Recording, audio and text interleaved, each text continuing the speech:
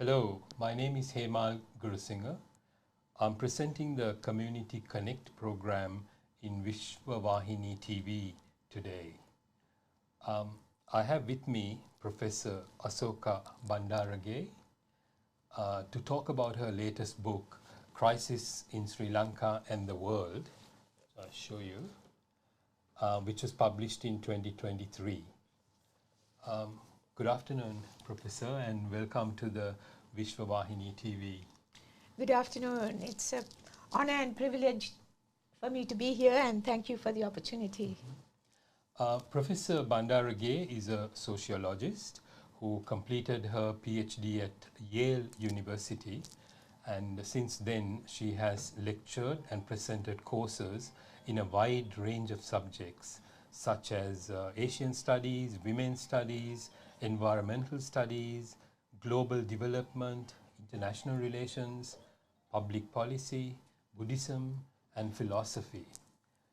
She has taught at Yale and also Brandeis University, Georgetown University, and Mount Holyoke College, all in USA.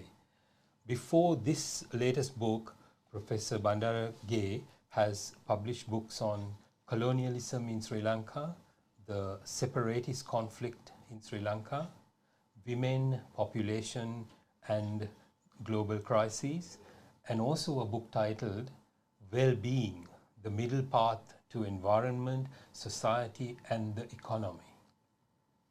Professor Bandarage's latest book brings together all of these areas of study and research done over a period of 40 years to present information that is relevant for us and to comprehend the more ecological and equitable ways of living in both Sri Lanka and the world at large. Can you explain to us, to the audience, the viewers, what led you to write your latest book and why the subjects you have covered in it is currently important and relevant to the crisis in Sri Lanka and worldwide? Yes, the interpretation of the current economic crisis in Sri Lanka that is available both within Sri Lanka and abroad is very limited. It sees the crisis, which was essentially a foreign exchange crisis, as being caused by local corruption and mismanagement on the part of politicians. And those are certainly important factors. But the whole geopolitical context and the historical trajectory in Sri Lanka itself that led to the emergence of this crisis are left out of mainstream narratives. So I felt it was very important to broaden the perspective and to put it in global as well as historical context. And that was the reason for writing this book. Yeah, that's interesting. See, most of us think of a Sri Lankan crisis, but your book, as you mentioned, clearly gives that much broader view of both historical and global interconnectedness of which this crisis is part of. In that context, what is important is, I think, to be aware of the sovereignty of the nation and understanding of and the undermining of democracy. So in that context, can you explain and expand on that? Yes, I will say a little bit more about the historical and geopolitical context before we get into the issues of sovereignty and democracy. Yes. So in order to understand the current foreign exchange crisis, I think it's important to look at the colonial origins of the economic model that has been in place in Sri Lanka, which is the import-export model, and the integration of Sri Lanka into the global capitalist economy as a dependent country. And this was not something that was peculiar to Sri Lanka, but happened around the world, where the colonies were incorporated in a dependent capacity, where their resources were exported for the benefit of the metropolitan countries, and there was a system of unequal exchange set in place, where the resources and the labor of the colonized countries were devalued, and the products and labor of the metropolitan imperialist countries were overvalued. So it set in place a system of unequal exchange and terms of trade that were not favorable to the colonies. And this system essentially has continued into the post-independence era. And in the book, I give a lot of statistics about the export not only of resources, but wealth from the global south to the global north. And that is the direction of wealth transfers, not the other way around. In fact, just what was exported in terms of interest payments on debt were far higher, in trillions of dollars, I have the exact figures here, were far higher than any aid that came from the global north to the south. And also the colonies were made dependent on the import of essential goods. And in the post-Second World War era, these countries were trapped into a debt cycle. They had to keep borrowing in order to pay for essential imports. And Sri Lanka has gone to the IMF 16 times prior to this recent 2022 IMF bailout. So I think it's really important to look at this historical trajectory and also see that this has been happening around the world. There are some 60-odd countries in the world that are in debt crisis or near debt crisis, and most of them were also colonies. And the reason that they are in this predicament is not simply because of local corruption and mismanagement, but because of the unequal nature of the global economic financial architecture, the global political and economic system. And also, you have to look, and we don't have time to go into all the detail, but how commodity markets are manipulated by finance capital. It's not simply because of supply and demand issues, but also because the dominance of finance capital in all sectors of the global economy, from food and agribusiness to pharmaceuticals to defense to media. And you have a handful of investment companies like, for example, BlackRock and Vanguard, who are controlling most sectors of production. And it's the financialization of the global economy that needs to be understood in terms of looking at the root causes. And it's interesting also to remember that BlackRock is the biggest creditor to Sri Lanka in terms of ISBs, international sovereign bonds. So that's a bit of the background. Yes. Interesting. So you wanted to mention something about what's happened to the sovereignty of the nation as a result of all these involvements and changes. Yes, because I think it's important to recognize that in the case of Sri Lanka, the economic crisis cannot be understood apart from the political crisis and the geopolitical rivalry over Sri Lanka. I mean, the situations of countries vary from place to place, but Sri Lanka, because of its position in the heart of the Indian Ocean, in a very strategic location, we know that the great powers are fighting over Sri Lanka, to have control over Sri Lanka, because it is in the heart of the Indian Ocean, in the sea routes, the maritime east-west sea routes. So these external powers want to have control over the ports and the natural resources of Sri Lanka. So Sri Lanka was moving towards Chinese dominance, as we know, with the control of the Hambantota port, the port city Colombo, and other infrastructural projects. And the Western Alliance wanted to challenge that.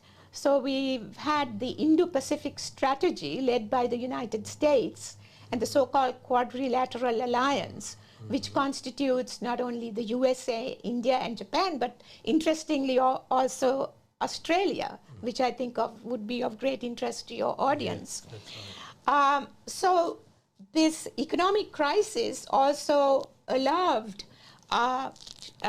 facilitated Sri Lanka moving away from Chinese dominance into IMF, Indian, and Western credit lines. And so there's been a shift of the external power dynamics. And so I think that what is happening now needs to be understood both with relation to the foreign exchange crisis and its relationship to geopolitical rivalry over Sri Lanka. Anything else you want to add before I go on with some of the aftermath of the debt, with the IMF coming in? The IMF bailout is only for 2.9 billion, whereas the total foreign debt is over 50 billion. Nevertheless, the conditions that are placed on Sri Lanka by the IMF are very extensive, and this includes various efforts to cut back state expenses and to generate state revenues. And among them is increase of tariffs. For example, electricity, water tariffs, a VAT 18% on all manner of goods. And it is the ordinary people who have had to bear this. That's right. Over 1 million people have lost access to electricity just within the last few months because they just could not pay the increased tariffs. And this has affected children studying at night, small and medium businesses unable to operate, which has in turn contributed to, with the breakdown of the economy, a massive brain drain out of the country. Over 1 million people have left the country just over the course of a year. And also what is happening to the quality of life in Sri Lanka, because Sri Lanka has had a very high quality of life in terms of human development in the past. But now with cutbacks in education, healthcare, and certain subsidies for agriculture, so on and so forth, there is a breakdown of not only the economy, but the society. So I think that the privatization efforts that also has been increased since the IMF coming in has implications for the sovereignty of the country, because it's not just the inefficient SOEs, state-owned enterprises that are being privatized, but even some of the profit-making ones, like the Ceylon Electricity Board. So there is some of the most strategic sectors like electricity, telecom, other energy sectors are being privatized and falling into the hands of external interests, which threatens the political sovereignty of the country. So, these are very critical issues because the ports, the airports, wind power, energy enterprises, they're all being privatized as well as being handed over to external interests, particularly Indian companies. And so this raises issues about Sri Lanka's sovereignty. Is there anything we can do about that, or is it just a policy change, or what would make it acceptable, all these things that's coming through? I think one of the things that's really necessary is for people to be educated and to be aware, because although these should be known by the general public, it's not much covered in the media, either in Sri Lanka or internationally. So first thing is to have greater awareness and to have discussions and dialogues like what we are trying to have here for people to be aware. And also, for example, to know that Sri Lanka has signed military pacts with the United States, the AXA and the SOFA, which make Sri Lanka a logistics hub and increasingly a military base for the United States. And that recently a former US Coast Guard cutter has been employed by the Sri Lankan Navy to block Houthi rebels in the Red Sea, Houthi rebels who are, blocking maritime trade in support of the Palestinian struggle. So as the US ambassador to Sri Lanka has herself said, this is the vision that they have for Sri Lanka as a military logistics hub, not only for the Indian Ocean and the Pacific region, but beyond. But there's not much discussion about whether this is what the people of Sri Lanka really want. So that's why I think that awareness and discussion is important, and to recognize that if the country loses its sovereignty and its independence, that we can't really talk about the kind of policy changes that are really needed, because that is an essential thing. Yes, definitely. I can see that. So in your book, you suggest that Sri Lanka as a nation, to get back on track, must have a shift of that mindset. You mentioned educating the people about what's going on, and I guess more transparency in what they're doing. So to think broadly, then change a mindset to find more ecologically friendly and alternative ways of living, especially based on what I think you mentioned in your book, some of the Buddhist things like the middle path and things like that in a political economic context. Can you say a bit more about how you would do that? Yeah, I think it's really important to recognize that Sri Lanka is one of the most environmentally threatened regions in the world. In South Asia, it is the most environmentally threatened region. And due to climate change and the sea level rise, there is much coastal erosion, and floods, landslides, etc. have become routine. So that's where the attention should be, that the land itself is at stake, and that there should be a coming together of communities across ethno-religious and political divides to focus on the survival of the environment. Similarly, on the survival of the country itself, that we need the groups to come together with in a united mindset, setting aside differences to safeguard the sovereignty of the island, which pertains to all of the population. So in the long term, I think both in Sri Lanka and the world at large, what is needed is a different kind of globalization. That is, the dominant model of globalization is not really about development, it's really about destruction. Because if you see what's happening to the environment, the loss of biodiversity, the destruction of societies, communities, people being torn apart from each other, the artificial intelligence being upheld over human intelligence. So we need to question this dominant model of, if you want to call it techno-capitalism or something else, with something that honors bioregionalism and more ecological and human way of living on the planet. And I try to touch on that in this book, and I have done that elsewhere.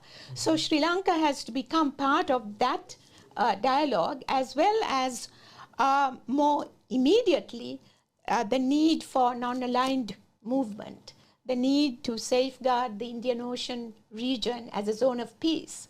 Because in the past, in the time of decolonization, following independence from the British, Sri Lanka was a leader in these movements to create a new international economic order, which was more just and favorable towards the ex-colonies, to create a new non-aligned movement that kept these countries away from falling into as prey to either the United States or the Soviet Union, and the extreme importance of keeping the Indian Ocean as a zone of peace. So Sri Lanka, though it's a small country, was a leader in these efforts. Sri Lanka was also a leader in keeping human development above simple economic growth.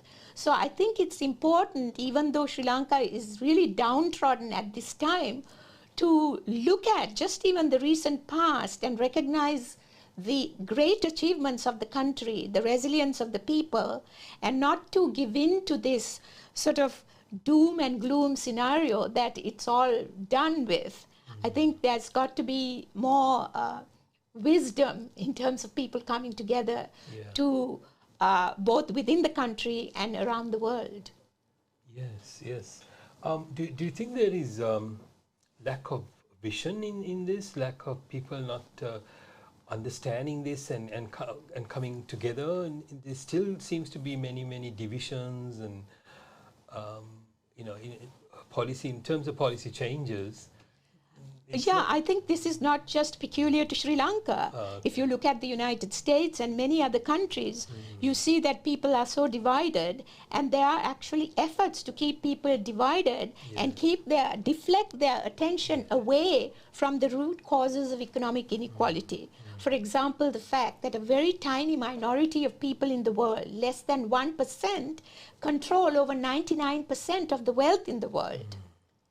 And that's also a handful of corporations, including the investment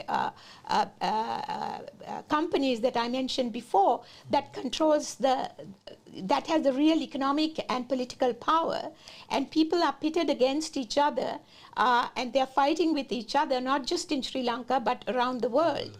And of course, there are local elites, both political and economic, who are colluding with these international forces, so that you can't just talk about issues as simply domestic or international. They are intermeshed, and that has been the case since the time of colonialism. And in this regard, I need to mention one thing that is often left out of the discussion, is the stashing of a lot of money from Sri Lanka abroad in international banks because of a loophole in the 2017 Foreign Exchange Control Act, which led to financial deregulation, which facilitated importers and exporters to stash their money abroad. And that is some 35 or plus 50 odd $billion that is out there.